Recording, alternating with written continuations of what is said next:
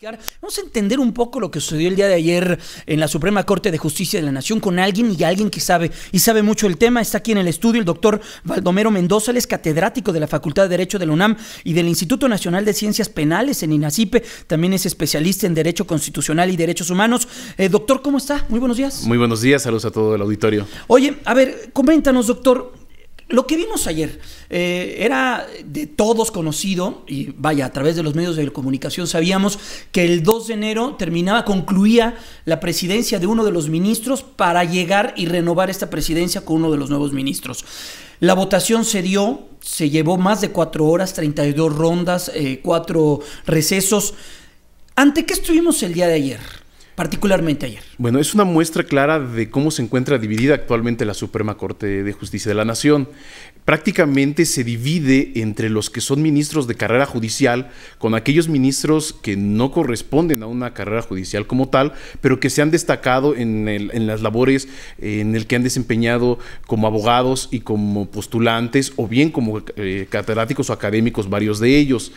Teníamos 2 posturas enfrente, una de Arturo Saldívar, que prácticamente dentro del medio lo conocemos por la idea progresista que tiene sobre concebir a la impartición de justicia, y una no tan progresista y un tanto más conservadora que la encabeza actualmente ya el presidente de la Suprema Corte, Luis María Aguilar, que prácticamente es los que tienen una formación dentro de la judicatura de toda la vida.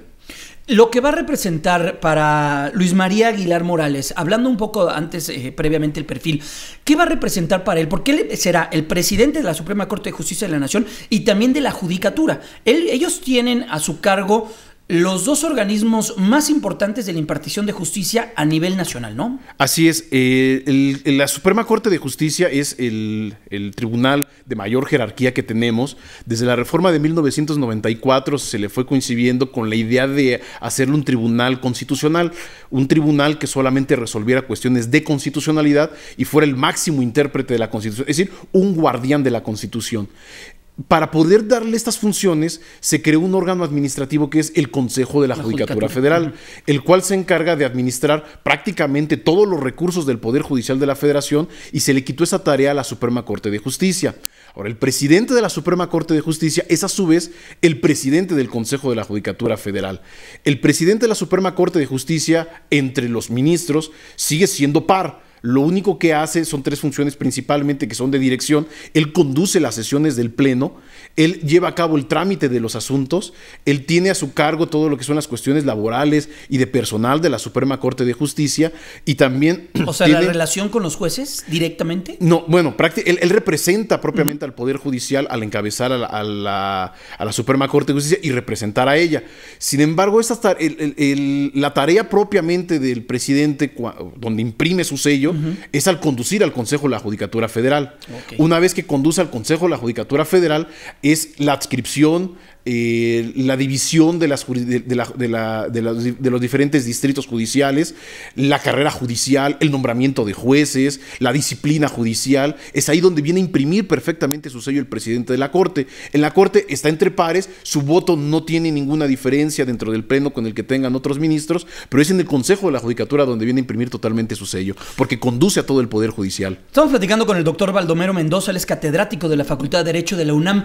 Platícanos, doctor, del perfil que tiene Luis María Aguilar Morales. Desde la reforma de 1994 se ha cuestionado un tanto el diseño de la Suprema Corte, si en realidad es un tribunal constitucional o no. Si fuese un tribunal constitucional, lo que planteamos es de que existan dentro de ella especialistas en materia constitucional. La Corte aún tiene algunas facultades de legalidad. ¿Qué quiere decir? Cuestiones que no son propiamente de interpretar a la Constitución. Y por eso requerimos a especialistas de diferentes perfiles, de diferentes materias. Actualmente se encuentra por 11 ministros. De estos 11 ministros, uno es su presidente. Los perfiles que la Constitución determina es prácticamente aquellos que se hayan desempeñado durante la carrera judicial, o bien aquellos que, no siendo de carrera judicial, han destacado en cada una de las áreas en las cuales se han desempeñado.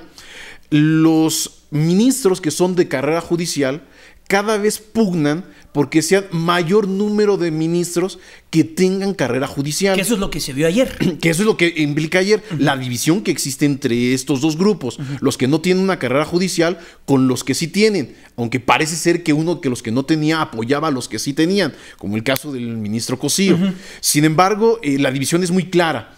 La forma incluso de ver a la Constitución, de interpretar a la Constitución, es muy diferente de un ministro de carrera judicial de uno que no lo es. Incluso, por ejemplo, en estos comparaciones que hacemos con otros órganos parecidos, la Corte Constitucional colombiana debe mucho su evolución, incluso como pionera en interpretar a los derechos humanos, porque en su primera integración, allá en la década, principios de los 90, no eran de carrera judicial, sino eran académicos. Lo que tuvimos fue una corte colombiana revolucionaria, progresista, y lo que hace que mezclemos tanto del mundo académico, diferentes de carrera judicial, con personajes de carrera judicial, es tener una corte, como en nuestro caso, que llega a dividirse y las discusiones en el pleno llegan a ser ricas de tal forma que incluso las votaciones se dividen y cada vez tenemos votaciones mucho más cerradas por la forma de ver a la Constitución. Cada uno defiende sus ámbitos y sus discusiones de manera como lo vimos ayer.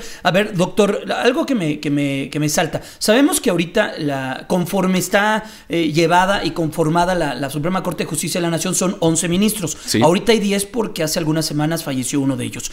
Si hoy en día llegase a haber una discusión y llegase a haber un empate, ¿qué sucede?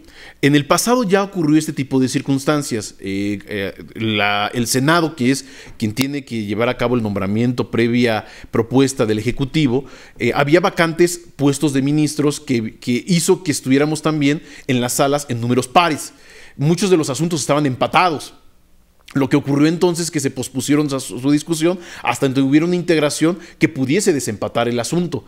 En el día de ayer no podríamos tener esta posibilidad de posponer hasta el nuevo nombramiento porque la ley orgánica del Poder Judicial es clara que tiene que elegirse en la primera sesión del año de la elección al presidente de la Suprema Corte de Justicia. No podía posponerse. Así es que si no uno de los dos grupos no cedía, tendríamos incansables rondas y rondas y rondas hasta que uno de ellos se hiciera. Claro. Sí. Seguimos platicando con el doctor Baldomero Mendoza, catedrático de la Facultad de Derecho de la UNAM y del Instituto Nacional de Ciencias Penales en INACIPE, también especialista en Derecho Constitucional y Derechos Humanos, el tema de la Suprema Corte de Justicia de la Nación. Doctor, nos debe de preocupar la división que se evidenció el día de ayer para la interpretación de la Constitución en un tema, en una discusión que se pueda llevar en el Pleno en los días que vienen, en los años que vienen, en esta presidencia? Mientras tengamos un número par, por supuesto que sí nos tiene por qué preocupar, porque tendremos asuntos que muy probablemente puedan ser votados y tener empates técnicos dentro del Pleno de la Suprema Corte de Justicia. No así en las salas, que es donde se ventila la mayoría de los asuntos. En las salas se pueden configurar perfectamente con los números que se indica. Mientras, igual forma, no tengamos el nombramiento del ministro que nos haga falta, vamos a tener siempre ese problema. A diferencia de los otros poderes, el poder ejecutivo o el poder legislativo, que son de elección popular, la Suprema Corte de Justicia no son de elección popular, tiene una integración un tanto diferente porque es a propuesta de los otros dos. El presidente propone una terna, el Senado es quien elige, y la pluralidad dentro del Pleno, la discusión que se da gracias a esa pluralidad, es la que permite propiamente la democratización de un tribunal constitucional. Mientras más plural sea su composición, la discusión es mucho más rica dentro del Pleno de los tribunales y por supuesto pueden ser cerradas muchas de las votaciones. Ahora, también eso de calificar como conservadores a unos o como progresistas a otros también ayer, es un tanto también desacertado, porque también tenemos, por ejemplo, algunos asuntos emblemáticos que cada uno de los ministros ha encabezado, que bien pueden ser tachados de conservadores y él mismo puede presentar uno progresista. Por ejemplo, el actual presidente Luz María Aguilar es quien fue limitando o con sus primeros proyectos ante el Pleno lo que era el arraigo local lo fue limitando, declarándolo inconstitucional, estableciendo que solamente podía corresponder a materia federal y se fue limitando de esta forma el arraigo. Aunque los proyectos de Saldívar siempre sí fueron mucho más progresistas e incluso mucho más agresivos, muchos de ellos, respecto de cómo velar a los derechos humanos. Hay que recordar el caso del ABC. Arturo Saldívar propuso incluso con nombre y apellido quiénes eran los responsables en las últimas facultades de atracción que tuvo la Suprema Corte de Justicia. Bien, entonces esto de calificar como progresista o conservador por tener una carrera judicial o venir de la academia fuera del Poder Judicial también puede ser un tanto temerario, porque incluso uno que sea progresista, hemos visto que han presentado proyectos que también pueden tener un corte conservador, y esto incluso no asusta dentro de la teoría constitucional o los que nos dedicamos al estudio de los tribunales constitucionales, porque incluso la Suprema Corte de Justicia de los Estados Unidos, que es una de los que vemos hacia lo que es el activismo judicial, ha tenido momentos en los cuales se ha visto conservadora y otro tanto se ha visto activista, progresista la misma. Doctor, las posiciones tanto de Luis María Aguilar Morales como de Arturo Saldívar, llevar a tal grado de votaciones, 32, 4 recesos, más de 4 horas y media, en alguno de ellos no cupo en algún momento, no sé si llamarle prudencia, pero sí no llevar a estirar tanto la liga y poner en riesgo, tampoco sé si es indicado o lo correcto decir, poner en riesgo la unidad o la fortaleza de la Suprema Corte de Justicia de la Nación y llevar a tal grado de estirar la liga. Uno de ellos no pudo decir, bajarse y decir vamos contigo, o el otro decir vamos contigo. Lo que sí tenemos, el problema serio de la polarización dentro de la Suprema Corte de Justicia. En la Corte tenemos estas dos posturas. ¿Un mejor mensaje? Por supuesto que hubiese podido mandar un mejor mensaje de una unidad hacia el interior de la Suprema Corte de Justicia. Al final, una votación de 6-4, teniendo un ministro que falleció, pues es muy estrecha la diferencia que puede, o el grado de legitimidad que puede tener el actual presidente de la Suprema Corte de Justicia. Esto, por supuesto, se va a prestar a divisiones dentro de la misma, no solamente en la elaboración de los proyectos, sino incluso en la misma política judicial que se lleva a cabo dentro de la misma. ¿Qué viene para la Suprema Corte de Justicia de la Nación en este 2015? Son muchas cosas. No sabemos bien a bien qué tipo de asuntos porque son muy variables los casos que se van presentando. Sin embargo, dentro de la agenda jurisdiccional sí tenemos cuestiones muy puntuales, que incluso dentro de los proyectos que presentó cada uno de los ministros no existía mucha diferencia entre uno y otro. Los dos prácticamente hablaban de lo mismo en los proyectos que presentaron cuando se presentaron, valga la situación, las candidaturas. El principal problema que tenemos se presenta en 2 años, que es la implementación del sistema penal acusatorio. Se están venciendo los plazos. Claro. Entonces, es prácticamente es año y medio lo que tenemos. Lo que le toca a Luz María Aguilar es preparar a los jueces que encabezarán, los jueces de control y los jueces de juicio oral que encabezarán esta reforma. Dentro del proyecto de Saldívar proponía un órgano que tenía que llevar a cabo la vigilancia, la implementación y, por supuesto, establecer los parámetros para determinar quiénes iban a ser los jueces que echaran a andar esta reforma.